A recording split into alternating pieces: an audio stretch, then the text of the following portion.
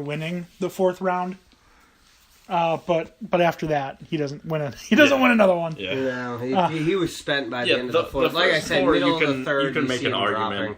I would say first two certainly, third sure, fourth is where it starts to get iffy, and then after that, yeah, the fourth you could see he was spending the last of his energy, and then that's where concern drives in. His strategy, I think, was not very good. Whoever trained him.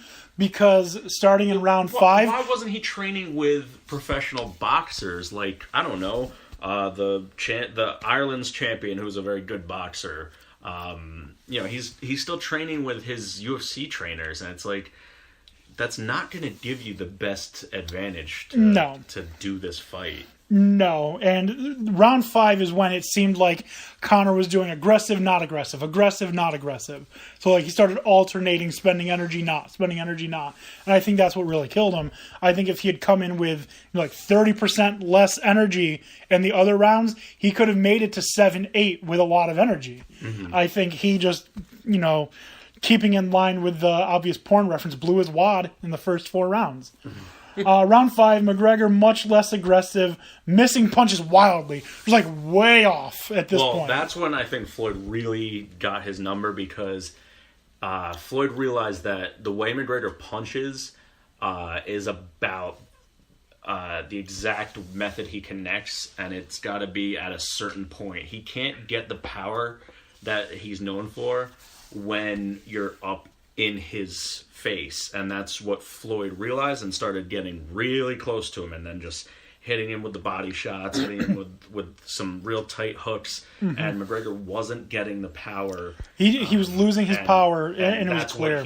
That's what he needed to win the fight. And Floyd, this is when it became obvious. Floyd had that little smile, he's getting tired. Yeah. This is it. This is just a matter of time. Let's see. Floyd was picking the perfect spots to punch. Yeah. He wasn't punching a lot this round, but man, he was picking some really good ones. Jabs right to the face. Oh, man. Yep. And so fast.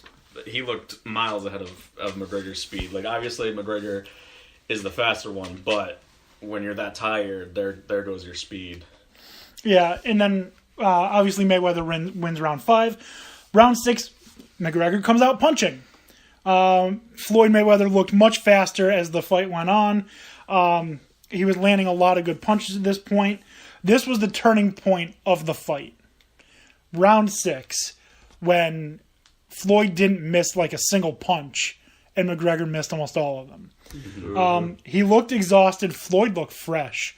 Absolutely, he's been playing video games this whole time. Yeah, and that's why I don't think he cared too much. I think his strategy for the first few rounds was just don't get knocked out. Don't let that stray punch find its way and turn your jaw too far. Now, here's where there was another opportunity. If Conor McGregor just had the energy, he could have knocked Floyd out in the 6th round. Mayweather landed a decent little 4-punch combo. Then McGregor just rocks him to the side of the head. Mm-hmm. If he had connected like that after following that uppercut, he could have knocked Floyd Mayweather out in the first round. I kind of wish. Because you saw Mayweather stumbled after that, and then went right back to him. If he had the power on his punches that he had in the first round, Mayweather was at very least going down. Well, first of all, with this round is to me where the whole thing shifted, because one, you saw the difference between UFC fighter and a boxer in a boxing match, because it was the distance, it's the length, it's how you calculate what you're doing when you're doing it. And you saw that clearly with the number of punches Floyd lands versus the number McGregor lands. And better punches. That round's crucial because that hit that Mayweather takes makes Mayweather take it seriously again. It snaps him back to be like, okay, maybe I need to be careful and I do need to keep my foot on the gas with this guy because I don't want to get caught in a situation because I'm napping here.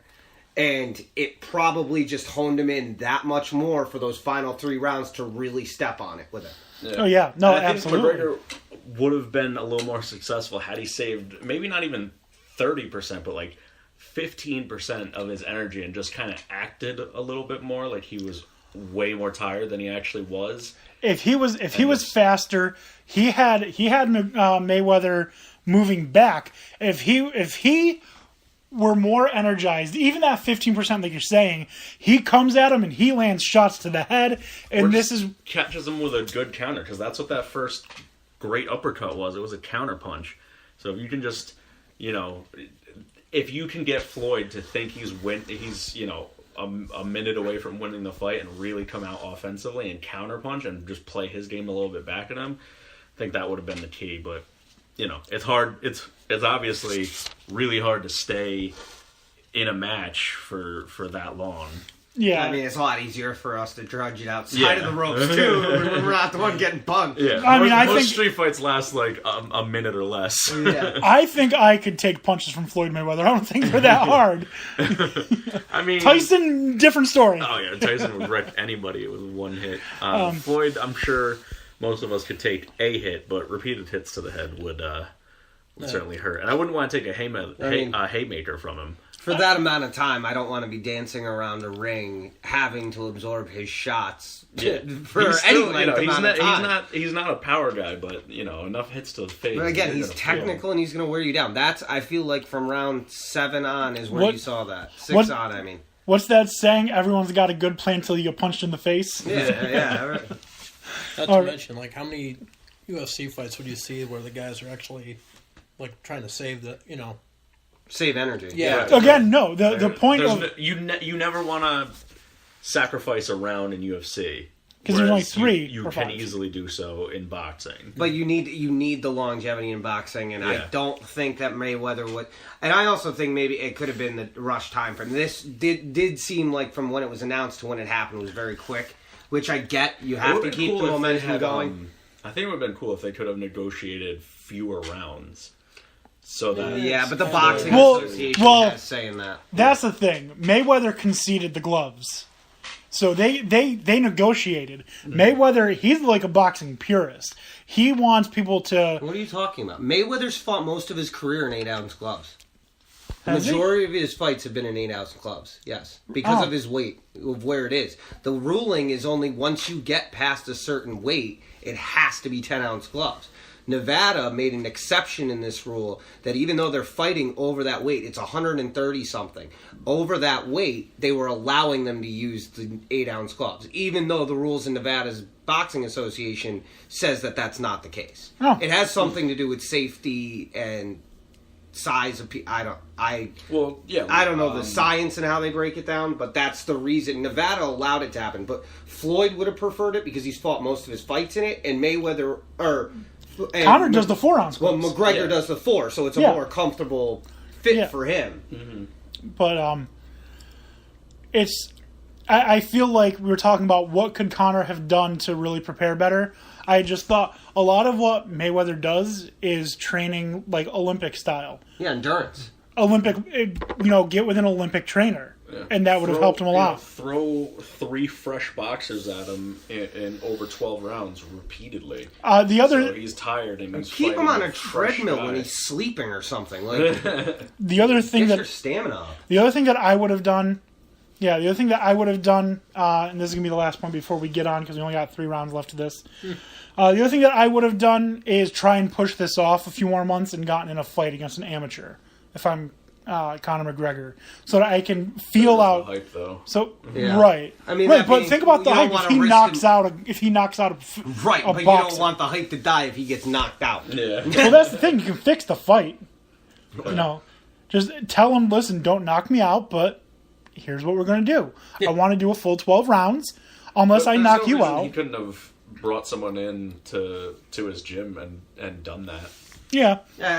Privately. There's a couple of things that could have been done. That being said, I mean, for the amount of time he had to train, him going 10 rounds it's not anything incredible to scoff at for a guy that he's used to going 3 and not boxing. Right. Especially that much adrenaline out of the gate. Yeah, so let's move on. Round 7 immediately. He goes for the back of Mayweather's head, and he targeted the back of his head this time. Mayweather punching upon breaking. This is where Mayweather started getting a little dirty. I think it was mostly to play mind tricks with McGregor. Mayweather landing some serious shots to McGregor's head at this point. Floyd is letting McGregor do his little body shots that he was doing, but they had no steam. And this is where Conor really starts having a problem defending himself. Excuse me. And obviously Mayweather wins round 7. Round 8, immediately goes for Mayweather's back again. They hugged a lot, but this time Conor was the one initiating a lot of the hugs. He looked very sluggish. Floyd still looked fresh. Floyd landing some really good punches. Conor is still missing wildly. Mayweather wins round 8. Round 9, Conor comes back out aggressive and gets called for a low blow in the corner. Floyd pushing fight, taking control, landing some huge headshots. Conor spent a good amount of time in the corner, and this is the first time that Mayweather's really backed him into the corner on the ropes for a significant amount of time in the fight. Conor McGregor's obviously tired, and his punches at this point seemed like, getting hit by a Care Bear. Didn't look like it had anything on it. And then the fateful round 10, Conor seriously tired. I don't think he landed a punch. If he did, it was barely a punch. A lot of hugging. Conor very shaky, can't defend himself. His arms just were not coming up at all. Taking repeated hits to the head. He looked completely out of it. And ref Bird decides to stop the fight correctly. And Floyd Mayweather is the winner in the 10th round. So, I just want to ask this question because we have other things we need to get to. Would you like to see Conor McGregor make a shift and go between boxing and MMA? Yes. I wouldn't have any issue on that. I want to see him fight some of these, some of these other top level boxers. And Canelo would kill him. Canelo and Triple G would absolutely kill him. I think he needs to, if he's going to do it, listen, you came out of the gates, you wanted to go there. If you want to make a statement in boxing, start down the ranks, go up the ladder, and see if you can really compete against what the best has to offer in this sport. Yeah. But I think another thing, though, is that this experience boxing is going to help him in the ring too, because a lot of successful fighters, especially as they get older in UFC, pick up more boxing because it's there's just so much to be learned there because it's such an old sport, and you can if you can learn to deliver more power with less energy expenditure and be more efficient, then that's gonna help you in any fight. Oh, absolutely. And then with UFC, it helps his stamina. I mean, it'll allow him to save himself. And if, God forbid, someone overexerts themselves at the 3rd round, he can just let off on him. Mm-hmm. Mm-hmm. Because he'll still have the energy. I think this is going to help him, even if he just goes back to UFC. I think he could go back and forth now. I mean, he's got his license. They're not going to take it from him. He didn't do anything to have it stripped. He hasn't tested positive for anything. As long as he stays away from Jones, he'll be fine. But I would love to see him on Friday Night Fights on ESPN. Oh my God, that'd be great. He's obviously not going to be able to hang with Canelo or with Triple G. Probably not even with Miguel Cotto, but that'd be a better fight. But if he takes on some of the older guys like Shane Mosley, it's like Jordan going to baseball, but a lot better at it, I think. So Deion Sanders. Yeah. That's a much better comparison. Like he can actually do it. Yeah, or Barry, but maybe not quite as good. I would love, absolutely love to see Conor McGregor. Honestly, I want to see him say, you know what, Dana, you don't control me. I'm going to go box. Yeah. Because Dana's the one that's holding Conor McGregor back. And Dana's the one holding all of UFC back. No. There are some fighters that he's not holding back that I feel like own him a little bit. And now there's other... because people get tired of him. Yeah, there are other octagons though besides the UFC that are starting to gain some Pride, traction. Bellator, and just because Bellator, they're I think, is reason being that they're doing that is because UFC stripped a lot of the money making from their fighters when they said that they could not have sponsorships on their clothing and they had to go with certain sponsorships, and that pissed off a lot of fighters that left for Bellator, that left for Pride, who were like, well, to hell with you, you can't tell me how